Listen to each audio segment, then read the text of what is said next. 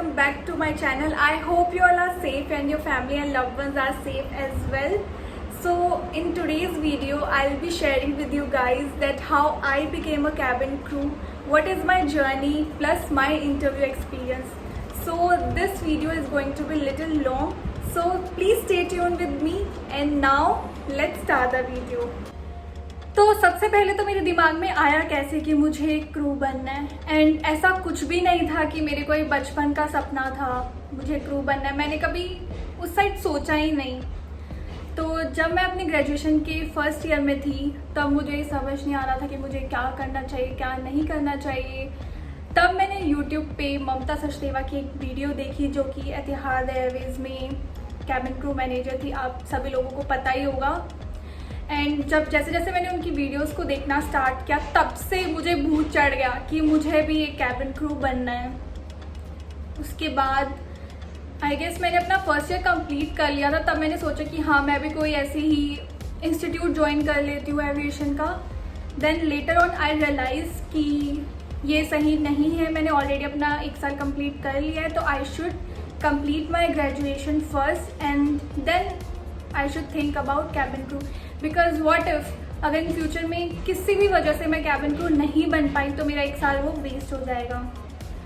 तब मैंने अपना ग्रेजुएशन कंप्लीट किया। मीनवाइल मैंने अच्छे से सर्च किया कि कैसे क्या होता है, मैंने खुद को अच्छे से प्रिपेयर किया एंड देन जैसे ही मैंने अपना ग्रेजुएशन कंप्लीट कर लिया मैंने फ्रैंकलिन इंस्टीट्यूट ज्वाइन कर लिया। मतलब मेरा ऐसा था कि मुझे सब पता था कि कैसे क्या होता है और मुझे इवन ये भी पता था कि इंस्टीट्यूट ज्वाइन करने की कोई ज़रूरत नहीं है, बट स्टिल मैंने ज्वाइन किया। यही है, खुद पे इतना कॉन्फिडेंस नहीं था आई गेस, एंड प्लस मैंने अपनी लाइफ में कभी कोई इंटरव्यू फेस नहीं किया था, मुझे पता ही था कि कैसे क्या होता है।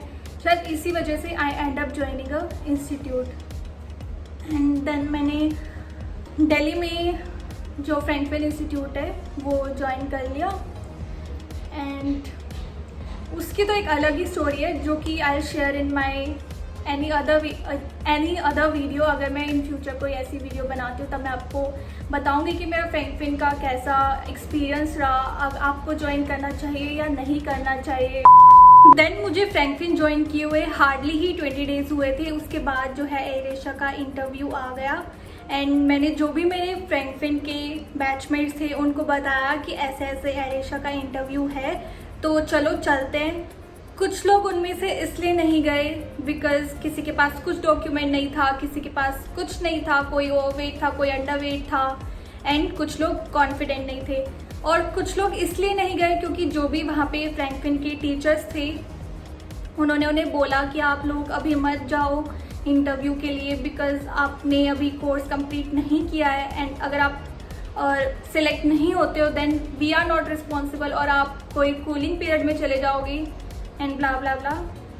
तो एट द एंड मेरे बैच में से कोई भी नहीं गया इंटरव्यू के लिए। I was the only one जो गया बिकॉज मेरा मेन मोटिव ये नहीं था कि मैं सिलेक्ट होती हूँ या रिजेक्ट होती हूँ, बस मुझे यही था कि मुझे सिर्फ एक बार एक्सपीरियंस करना है कि इंटरव्यू में कैसे क्या होता है। बिकॉज उससे पहले मैंने कभी एक छोटा सा भी कभी कोई इंटरव्यू नहीं दिया, तो मैं जस्ट यही देखने के लिए गई इंटरव्यू पे। तो नेक्स्ट डे जो इंटरव्यू था वो था गुड़गांव में और टाइमिंग था 9 o'clock। तो मैं अराउंड 8:30 वहाँ पे पहुँच गई थी, तो मुझे लगा कि टाइमिंग ठीक है, मतलब इतनी ज़्यादा जो है भीड़ नहीं होगी। और जब मैं गई एंड मैंने देखा कि लड़कियों की तो इतनी लंबी लाइन थी ही, लड़कों की भी बहुत लंबी लाइन थी। और जैसे जैसे मैं लाइन में खड़ी हुई और मैं वेट कर रही थी फर्स्ट राउंड के लिए, तो फर्स्ट राउंड जो था वो था documentation round and height round. वो तो मैंने क्लियर कर लिया एंड आई न्यू दैट कि वो मैं क्लियर कर लूँगी। देन जो सेकेंड राउंड था वो था कैटवॉक राउंड एंड उससे पहले मैं आपको बता देती हूँ कि मैं इतनी कोई खास नर्वस थी नहीं क्योंकि मैं कोई होप्स लेकर ही नहीं गई थी कि मैं सिलेक्ट होंगी। तो उसके बाद जो था कैटवॉक राउंड में क्या था कि वो 6-6, 7-7 लोगों को एक साथ बुला रहे थे और ऐसे इंटरव्यू 6-7 इंटरव्यूज़ ऐसे लाइन में बैठे हुए थे और वो आपको एक साथ 6-6, 7-7 कैंडिडेट्स को बुलाते हैं। उसके अंदर क्या था कि आपको ऐसे कैटवॉक करते हुए जाना है और एक टर्न लेना है। बेसिकली वो आपको उस राउंड में अच्छे से ऊपर से लेके नीचे तक देखते हैं एंड देन आपसे एक क्वेश्चन करते हैं और आपको 1 मिनट का टाइम देते हैं और आपको उस क्वेश्चन का आंसर करना होता है। एंड क्वेश्चन कोई बहुत ज़्यादा ऐसे डिफ़िकल्ट नहीं होता, बहुत ही बेसिक क्वेश्चन पूछते हैं like what is your favourite food, what is your favourite colour and why, and आपको उसका आंसर करना होता है। एंड आंसर मैं ये बोलती हूँ कि आंसर आप करो, कुछ भी आंसर करो, बिकॉज वो ये नहीं देखते कि आप आंसर कितना अच्छा कर रहे हो, क्या कर रहे हो, बस वो ये चाहते हैं कि वो ये देखते हैं कि आप जो है आंसर को कैसे करते हो और कितना कॉन्फिडेंटली करते हो। तो मैं यही बोलूँगी, जो भी क्वेश्चन आए सिर्फ जस्ट बोलो, ये मत देखो कि मैं क्या बोल रहा हूँ क्या नहीं बोल रहा हूँ। तो उसके बाद मेरा जो है वो राउंड कंप्लीट हुआ और मैं वेट कर रही थी रिज़ल्ट के लिए। तो मैं बैठी थी, वेट कर रही थी एंड मुझे पता चला that I got selected in first round. तो जो कि मुझे विश्वास ही नहीं हो रहा था कि मैं सिलेक्ट हो गई। सो सेकेंड राउंड कंप्लीट होने के बाद हम थर्ड राउंड के लिए वेट कर रहे थे एंड जो सेकेंड राउंड था वो बहुत ही लंबा चला, बिकॉज लाइक 2-3 बजे तक भी कैंडिडेट्स आ ही रहे थे, तो बहुत ही लंबा चला सेकेंड राउंड। एंड जब मैं वेट कर रही थी तो मुझे यही था कि कोई बात नहीं, सेकेंड राउंड में तुम सिलेक्ट हो गई हो बेटा, कोई बात नहीं, थर्ड राउंड में तो तू निकल ही जाएगी। तो मेरा यही था। तो बट स्टिल थर्ड राउंड के लिए मैंने खुद को प्रिपेयर किया एंड जो थर्ड राउंड था वो था ग्रुप एक्टिविटी राउंड। एंड उस राउंड के अंदर वो क्या करते हैं, वो आपको 10-10 के ग्रुप में डिवाइड कर देते हैं एंड जो आपका ग्रुप है उसको कोई भी एक एक्टिविटी प्रिपेयर करनी है, whether it is dance, music, anything, but आपको एक एक्टिविटी कोई भी तैयार करनी है। एंड ऐसा नहीं है कि वो एक्टिविटी बहुत ही ईजीली हो जाती है, बिकॉज एक ग्रुप के अंदर 10 लोग होते हैं और 10 लोगों के अलग अलग माइंड्स होते हैं, तो हर किसी को अपना चलाना होता है कि ऐसे करते हैं वैसे करते हैं, तो एक कंक्लूजन पे आना बहुत ही डिफ़िकल्ट होता है। तो जैसे तैसे हमने कुछ प्रिपेयर किया, बट ऑब्वियसली उसके अंदर भी थोड़ा बहुत ऐसे झगड़ा होने लगा उस मतलब लाइक एक एक्टिविटी को तैयार करने में भी। तो बट मैंने तो वहाँ पे सोच लिया था कि मुझे अपना बेस्ट देना है। तो उसके बाद हमारा टर्न आया एंड हमने अपना जो है एक्टिविटी प्रेजेंट किया। हमने आई गेस एक कोई कैट वॉक प्लस डांस ऐसे मिक्स करके कुछ क्रिएट किया था एंड मैंने वो राउंड दिया और उसके बाद हम वेट कर रहे थे। वेट करने के बाद गैस क्या पता चलता है दैट मैंने वो राउंड भी क्लियर कर दिया। और उसके बाद क्या था, मेरे होप्स ऐसे बढ़ते जा रहे थे कि चलो हाँ मैंने थर्ड राउंड भी क्लियर कर दिया, अब मुझे सिलेक्ट होना है। तो तब मुझे ऐसे होने लगा कि हाँ मुझे अब सिलेक्ट होना है, अब तो मुझे होना ही है, तो मुझे ऐसे होने लग गया। और तब अगर मैं रिजेक्ट होती तो मुझे बहुत ही बुरा लगता। तो उसके बाद जो है थर्ड राउंड के बाद जो फोर्थ राउंड था वो था telephonic round. And telephonic round के अंदर क्या था कि बेसिकली वो एक आपको शीट सा देते हैं और उस पर जो भी है वो आपको एक कोड देते हैं, उस पर आपको डायल करना होता है, कॉल करना होता है। और जो वो भी लाइक एक टाइप से लाइंस लिखी होती है इंग्लिश में, हिंदी में, तो वो आपको बोलनी होती है, रिपीट करनी होती है। और कुछ जंबल वर्ड्स थे तो उससे आपको एक लाइन बनानी है, ऐसे कुछ करके कुछ था टेलीफोनिक राउंड में। एंड मैं क्या देखती हूँ कि जब मुझे पता चला कि ऐसे कुछ राउंड है नेक्स्ट राउंड, तो मैं देख रही हूँ कि मेरे पास ईयरफोन्स ही नहीं है, क्योंकि मुझे कुछ पता ही नहीं था कि ऐसा भी कुछ राउंड होता है। तो मैं देख रही हूँ मैं क्या करूँ, मेरे पास तो ईयरफोन्स नहीं है, प्लस सोने पे सुहागा जो मेरा फ़ोन है वो बिल्कुल डिस्चार्ज हो गया था।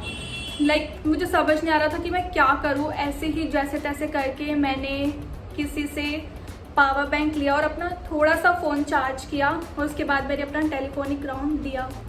बट लिटरली विदाउट ईयरफोन्स मुझे बहुत ही प्रॉब्लम हो रही थी और मुझे लगा था कि मेरा बहुत ही गंदा गया ये राउंड। लिटरली मुझे बहुत ही बुरा लग रहा था। बट जब मैंने अपने आसपास के लोगों को देखा कि कुछ लोग तो ऐसे रो रहे थे कि उनका बहुत ही गंदा हुआ वो राउंड, तब मुझे ऐसे था कि मे बी हाँ मेरा गंदा हुआ है, हो सकता है कि कुछ लोग हैं जिनका मुझसे भी गंदा हुआ हो। तो यही एक होप थी मेरे मन में।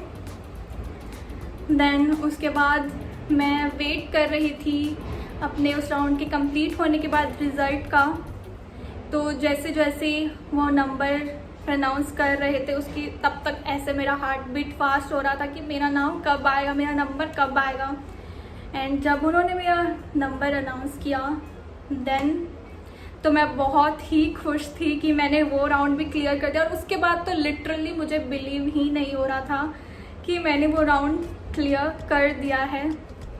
और मैं ये सोच रही थी कि यार मैं क्या सोच के आई थी और क्या हो रहा है कि मैं फर्स्ट राउंड में ही निकल जाऊंगी, बट ऐसे कुछ भी नहीं हुआ। और मैं ऐसे स्टेप बाय स्टेप हर एक स्टेप क्लियर कर रही थी, तो मुझे ऐसे विश्वास ही नहीं हो रहा था। तो जो लास्ट राउंड था वो था HR राउंड, एंड उसके लिए मैं अपनी ग्रूमिंग अच्छे से ठीक करने लग गई थी, बिकॉज लिटरली हमें बैठे हुए सुबह से रात हो गई थी and we were still waiting for our last round. And उससे पहले एक और चीज़ हुई थी, वो था BMI चेक, एंड उसके अंदर भी कुछ कैंडिडेट्स थे वो रिजेक्ट हो गए थे बिकॉज वो ओवरवेट थे। सो कैबिन क्रू इंटरव्यू के अंदर हाइट और वेट आपका बिल्कुल प्रॉपर होना चाहिए। इन चीज़ों को लेके वो बहुत ही ज़्यादा स्ट्रिक्ट हैं। इफ़ आपका BMI 22.1 भी है, still they will reject you, वो बोलेंगे कि आप नेक्स्ट टाइम आओ। सो इट्स बेटर कि आप ये चीज़ों को बिल्कुल प्रॉपर करके ही इंटरव्यू पे जाए, बिकॉज कोई मतलब नहीं है आपने इतने राउंड्स क्लियर किए एंड आप लास्ट में आके इन छोटी छोटी चीज़ों के लिए रिजेक्ट हो जाते हो। सो इट्स बेटर कि आप ये चीज़ें प्रॉपर रखें। एंड उसके बाद मैं अपने HR राउंड के लिए वेट ही कर रही थी, एंड ये था, मैं बहुत नर्वस भी थी तब, बिकॉज मुझे तो उस टाइम ये था कि मुझे सिलेक्ट होना ही होना है। एंड जब मैं वेट कर रही थी उसके थोड़े टाइम बाद जो है कोई आता है डिपार्टमेंट से एंड वो बोलता है कि guys you all are selected. Like पहले तो मुझे ऐसे विश्वास ही नहीं हुआ, मुझे ऐसे लगा कि ये मजाक तो नहीं कर रहे, बिकॉज अभी तो लास्ट राउंड बाकी है ना। तब वो ऐसे बोलते हैं कि नहीं, लाइक हम मजाक नहीं कर रहे हैं, बिकॉज वी हैव वैकेंसी, तो आपका जो है लास्ट राउंड नहीं होगा, बिकॉज ऑलरेडी बहुत लेट हो गया था, तब आई गेस 12 बज गए थे ऑलरेडी, और उनके पास वैकेंसी भी थी, तो हमारा लास्ट राउंड लकीली नहीं हुआ। और जब मैंने ये चीज़ सुनी तब सबसे पहले मेरे माइंड में यही आया था कि मैं क्या सोच के आई थी और क्या हो गया। मैं लिटरली सिलेक्ट हो गई। मतलब जिस लड़के ने आज तक कभी कोई इंटरव्यू फेस ही नहीं किया, जो सिर्फ यहाँ पे एक्सपीरियंस करने आई थी, वो सिलेक्ट हो गई। ऊपर से ओ माय गॉड, इतनी सुंदर सुंदर लड़की, इतनी टॉल हाइटेड लड़की आई थी, वो लोग सिलेक्ट नहीं हुए, बट आई गॉट सिलेक्टेड। तो मैं इतनी ज़्यादा खुश थी कि चलो लास्ट राउंड में नहीं हुआ और मैं सिलेक्ट हो गई। But later on we came to know कि कुछ लोग थे जिनका HR राउंड हुआ था, but I am lucky one कि मेरा तो नहीं हुआ। सो ये थी मेरी एक छोटी सी स्टोरी, और इससे मैं आपको यही बोलना चाहूँगी कि जब भी कोई भी इंटरव्यू आता है आप बेझिझक बस चले जाओ। मे बी उस दिन आपका दिन अच्छा हो और आप सिलेक्ट हो जाओ, बिकॉज उस दिन के बाद मेरा ये मानना है अगर 50% हार्डवर्क काम करता है तो 50% लक भी कुछ होता है। सो आपको जब भी कोई भी अपॉर्चुनिटी मिले देन गो फॉर इट। ऐसे मत सोचो कि आप सिलेक्ट होगे रिजेक्ट होगे, ज़्यादा से ज़्यादा क्या होगा, आप रिजेक्ट होगे, बट ट्राई ज़रूर करो। सो आई गेस गाइज मैंने आपको ज़्यादा बोर नहीं किया होगा और आपको मेरी ये जर्नी जो है सुनकर आपने इंजॉय किया होगा। And yes, if you like this video then do not forget to like, share and subscribe my channel, and I'll see you in my next video. Till then, bye bye, take care.